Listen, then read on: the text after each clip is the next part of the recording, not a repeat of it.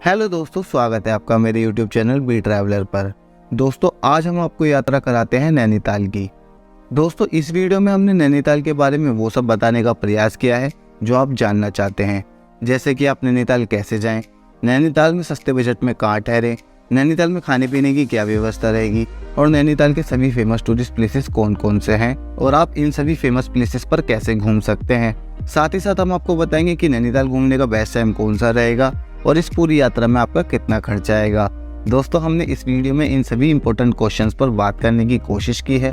Video को बिना skip किए एंड तक देखिएगा। चलिए दोस्तों शुरू करते हैं। नैनीताल उत्तराखंड के सबसे ब्यूटीफुल टूरिस्ट प्लेसेस में से एक है जो कुमाऊं पहाड़ियों के बीच में स्थित है।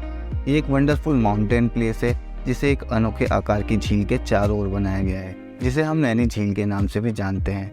नैनीताल अपने ब्यूटीफुल नेचर्स ब्यूटी एंड शांत वातावरण के कारण टूरिस्ट के लिए स्वर्ग के रूप में जाना जाता है। यहाँ की सिर्फ नेचर्स ब्यूटी ही नहीं, यहाँ की एडवेंचर्स स्पोर्ट एक्टिविटीज़, लेक के आसपास का व्यू, पहाड़ों का सफ़ेद चादर से ढका होना एंड टेम्पल्स हर टूरिस्ट को बार बार यहाँ पर आने पर मजबूर करते हैं।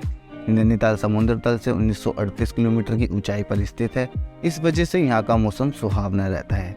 दोस्तों नैनीताल का धार्मिक महत्व भी है। नैनीताल का अर्थ होता है द लेक ऑफ द आई। माना जाता है भगवान शिव की पत्नी माता सती की आग में कूदकर जान लेने के बाद भगवान शिव माता सती को लेकर ब्रह्मांड में घूमते रहे और तांडव भी करते रहे। भगवान शिव का क्रोध देखकर पृथ्वी पर प्रलय की स्थिति उत्पन्न होने लगी थी और उसके बाद भगवान विष्णु जी ने अपने सुदर्शन चक्र से माता सती के 51 टुकड़े कर दिए, जिसे आप 51 शक्तिपीठों के नाम से भी जानते होंगे, जिसमें से देवी सती की बाईं आंख इस झील में आकर गिर गई थी।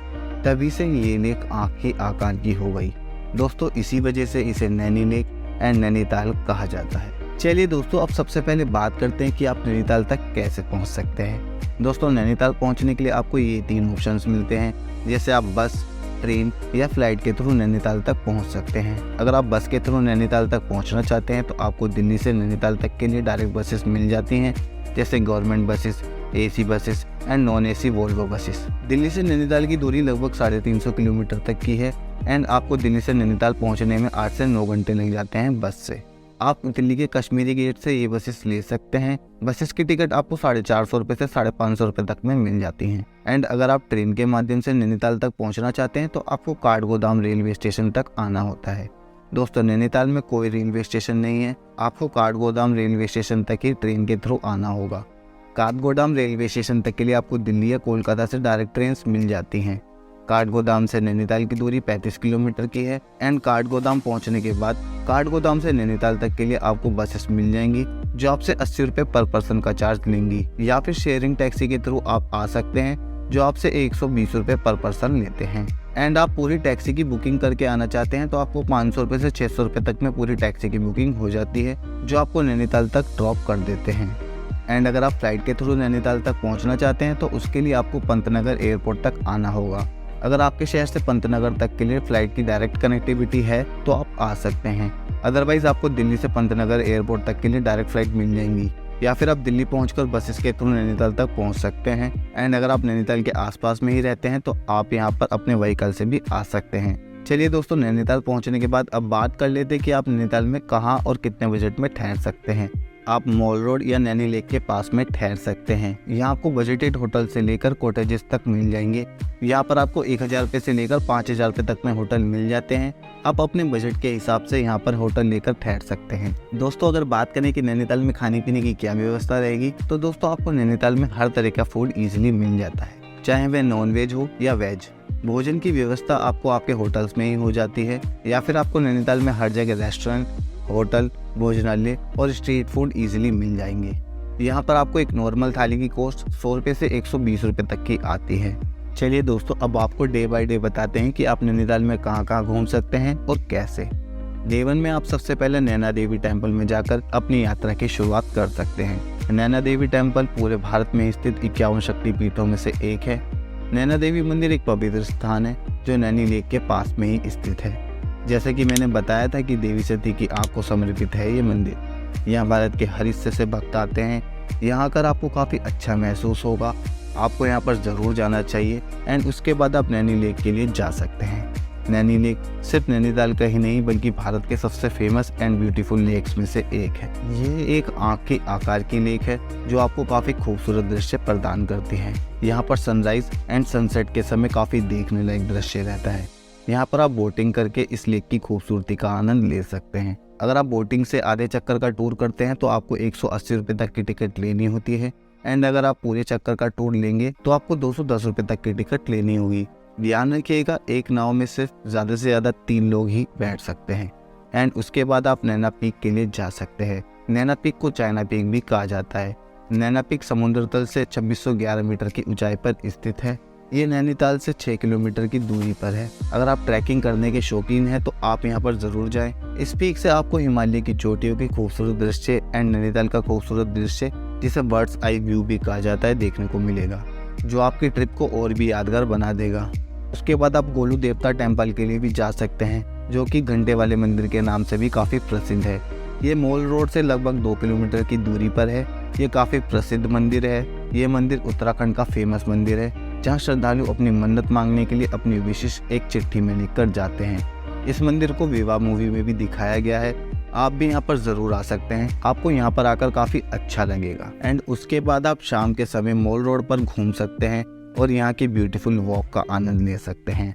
And shopping and street food को भी एंजॉय कर सकते हैं। यहाँ पर तिब्बतियन मार्केट है जहाँ पर आप शॉपिंग कर सकते हैं। डे 1 कंप्लीट होने के बाद आप नेक्स्ट डे यानी डे 2 में स्नो व्यू पॉइंट के लिए जा सकते हैं। नैनीताल में स्नो व्यू पॉइंट समुद्र तल से 2270 मीटर की ऊंचाई पर स्थित है। एंड ये नैनीताल के सबसे अट्रैक्टिव टूरिस्ट प्लेसेस में से एक है। स्नो व्यू पॉइंट एक खूबसूरत जगह है जो सफ़ेद बर्फ की चादर से ढकी होती है। एंड यहाँ से सभी 3 नंदा देवी, त्रिशूल और नंदा कोट को इस पॉइंट से एक साथ देखा जा सकता है, जो त्रिशूल के आकार के दिखाई देते हैं। एंड ये एक ब्यूटीफुल नज़ारा होता है। आप स्नो पॉइंट के लिए रोपवे के थ्रू जा सकते हैं। रोपवे के चार्जेस किड्स के लिए राउंड ट्रिप 200 रुपये तक की रहती है एंड एडल्ट्स के लिए राउंड ट्रिप 300 रुपये तक की रहती है। दोस्तों उसके बाद आप राजभवन के लिए जा सकते हैं। आपको इस राजभवन में म्यूजियम दिखाई देता है। अंदर मोबाइल या कैमरा ले जाना अलाउ नहीं है। इस राजभवन में वैसे तो कई सारी चीज़ें देखने लायक हैं जिन्हें आप देख सकते हैं। एंड कोई मिल गया मूवी की शूटिंग भी इस राजमहल में ही हुई थी। आप इसके गार्डन की खूबसूरती को भी यहाँ पर देख सकते हैं। दोस्तों यहाँ आप सुबह 8 बजे से शाम 5 बजे तक के बीच में आ सकते हैं। एंड इसकी एंट्री फीस 50 रुपये तक की रहती है, जो आपको गाइड भी प्रदान करती है। इसकी एंट्री हर घंटे में एक साथ होती है। एंड उसके बाद आप इको केव के लिए जा सकते हैं। इको केव एक एडवेंचर गार्डन है जहाँ काफ़ी सारी गुफाएं हैं जो जानवरों की शेप में बनाई गई हैं। यहाँ म्यूजिकल फाउंटेन्स एंड सक्रिय गुफाएं हैं जहाँ आपको ज़रूर जाना चाहिए, लेकिन ज़्यादा हेल्दी लोगों को यहाँ जाने में समस्या हो सकती है। एंड इसकी एंट्री फीस 100 रुपये पर पर्सन की है। दोस्तों उसके बाद आप टिफिन टॉप के लिए जा सकते हैं। टिफिन टॉप नैनीताल का सबसे पॉपुलर टूरिस्ट प्लेस है। इस जगह से नैनीताल शहर की ब्यूटी का व्यू तो दिखाई देता ही है, साथ ही यहाँ पर आपको काफ़ी शांति भी आकर मिलेगी। नेचर्स ब्यूटी एंड फोटोग्राफी के लिए ये जगह एकदम परफेक्ट प्लेस है। यहाँ पर एडवेंचर्स एक्टिविटीज़ भी होती है, जैसे रैपलिंग एंड रॉक क्लाइंबिंग। आप इन्हें भी यहाँ पर आकर कर सकते हैं। यहाँ पर आप हॉर्स के थ्रू 600 रुपये तक में आ सकते हैं, या फिर आप 45 मिनट का पैदल ट्रैक करके आ सकते हैं। एंड डे 2 में आप यहाँ से अपने होटल्स में स्टे करने के लिए जा सकते हैं, या फिर मॉल रोड को और भी अच्छे से एक्सप्लोर करने के लिए जा सकते हैं। उसके बाद आप नेक्स्ट डे यानी कि डे 3 में आप वुडलैंड वाटरफॉल के लिए जा सकते हैं। ये वाटरफॉल नैनीताल से लगभग 7 किलोमीटर की दूरी पर स्थित है। ये काफ़ी फेमस प्लेस है जहाँ नैनीताल आने वाले ज़्यादातर टूरिस्ट आते हैं। इस वाटरफॉल की खूबसूरती हर टूरिस्ट को यहाँ आने पर मजबूर करती है। इस वाटरफॉल की एंट्री फीस 12 साल से बड़े लोगों के लिए 50 रुपये तक की है और 12 साल से कम के बच्चों के लिए ये फ्री है। अगर इसकी टाइमिंग की बात करें तो ये सुबह 10 बजे से शाम 5 बजे तक खुला रहता है। एंड उसके बाद आप भीमताल के लिए जा सकते हैं, जो नैनीताल से लगभग 22 किलोमीटर की दूरी पर है। लेकिन दोस्तों भीमताल इतनी फेमस झील है कि नैनीताल आने वाला हर टूरिस्ट यहाँ पर ज़रूर आता है। ये झील नैनी लेक से बड़ी है एंड इसकी खूबसूरती भी टूरिस्ट को काफ़ी लुभाती है। यहाँ से काफ़ी देखने लायक दृश्य आपको मिलेंगे एंड यहाँ पर आप बोटिंग भी कर सकते हैं। उसके बाद आप अपने होटल के लिए वापस आ सकते हैं या फिर आप अपने शहर के लिए वापस लौट सकते हैं। तो दोस्तों ये थी नैनीताल घूमने वाली जगह। अब बात कर लेते हैं कि आप किस तरह से इन सभी प्लेसेस पर घूम सकते हैं। आपको घूमने के लिए स्कूटी एंड बाइक रेंट पर मिल जाती है, जो कि आपको मॉल रोड पर ही एजेंट देखने को मिल जाएंगे, जहां पर आप पर डे के हिसाब से स्कूटी या बाइक रेंट पर ले सकते हैं। ये स्कूटी या बाइक आपको 500 रुपये से 600 रुपये तक में पर डे के हिसाब से मिल जाती है, लेकिन आपको यहाँ पर अपनी ओरिजिनल आईडी जमा करानी होगी। दूसरा ऑप्शन है आप टैक्सी हायर करके भी इन सभी प्लेसेस पर घूम सकते हैं, जो आपसे 1000 रुपये से 1500 रुपये तक लेते हैं इन सभी प्लेसेस को घुमाने के लिए। एंड अगर बात करें कि यहाँ आने का बेस्ट टाइम कौन सा रहेगा, तो आप मार्च से जून के बीच में यहाँ पर आ सकते हैं।